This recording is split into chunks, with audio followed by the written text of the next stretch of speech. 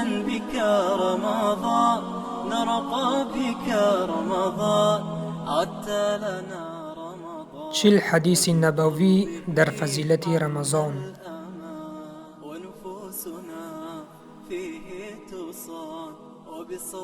به نام خداوند بخشنده و مهربان.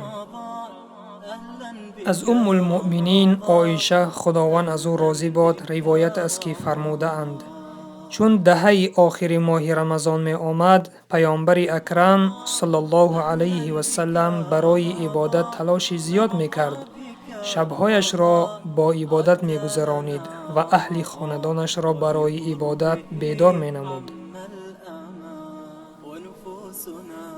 چون دهه آخر ماه رمضان فرا می رسید، پیامبر صلی الله علیه و سلم برای بیشتر طاعت و عبادت نمودن از همسرانش دوری جسته در مسجد اعتکاف می نشست.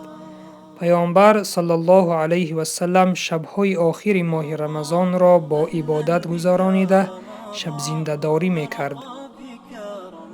همچنین تمام اهل خاندانش را برای بسیار عبادت نمودن شبهای دهه آخر رمضان بیدار می نمود. مادامی که خاندان پاک پیامبر صلی الله علیه و سلم شبهای دهه آخر ماه رمضان را با عبادت گذرانیده بیدار خوابی می کردند، پس امروز ما نیز در پیروی به آنها به طاعت و عبادت خاصتا در ماه مبارک رمضان نیازی بیشتر داریم.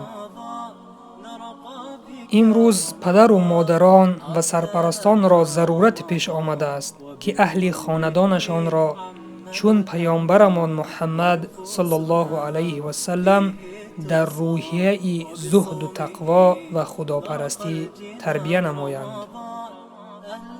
آیا نفری از ما چون پیامبر صلی الله علیه و سلم در شبهای دهه آخر ماه رمضان اهل خاندانمان را برای طاعت و عبادت پروردگار بیدار نموده است؟ اگر آره پس خدا را شکر، اگر نه پس پیروی از پیامبر صلی الله علیه و سلم باید نمود.